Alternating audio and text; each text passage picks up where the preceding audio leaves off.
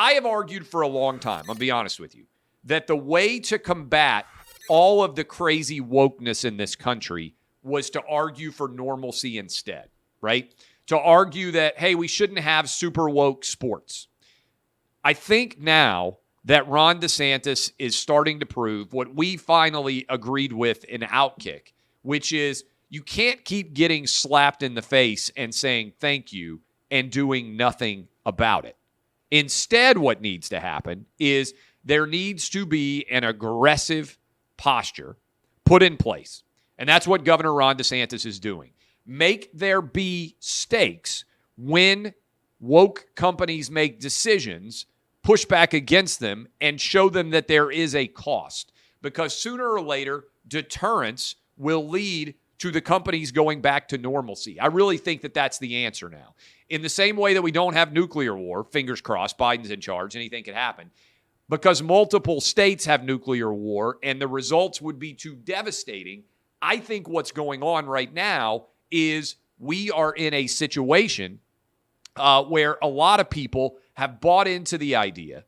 They've really bought into the idea that there is a benefit to responding to woke politics, and there's no comparative threat from non-woke politics. And by the way, woke politics, like 10% of the population, right?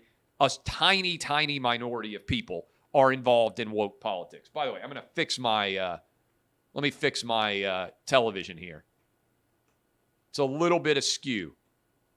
Is that better? Better? A little bit better, I think. All right, so as we break this down, Ron DeSantis took $35 million in state funds that were going to go to the Tampa Bay Rays for a spring training facility and took it back after the Tampa Bay Rays decided to get woke in their politics. Similarly, the Special Olympics had a COVID vaccine requirement in order to compete. A lot of parents said this doesn't make any sense. My kids are safe. They've already had COVID.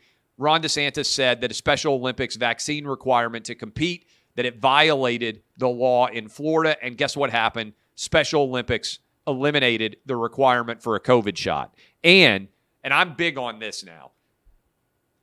If you are transgender and you decide after the age of 18 that you want to have transgender surgeries to change your gender, that could and should be your right. I don't know that it's going to make you happier. I don't know that it's going to make your worldview better. But if you make that decision after the age of 18, after you have reached adulthood, I think you should have the right to do that. But if you are doing surgery on kids under the age of 18, which is certainly happening in this country right now, that's child abuse. I believe it's child abuse if you are a parent and you are stopping puberty.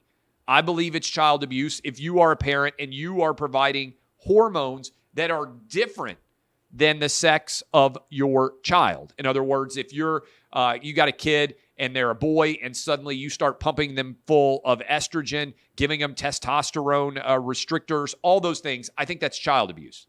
If you're over the age of 18, you can make that choice.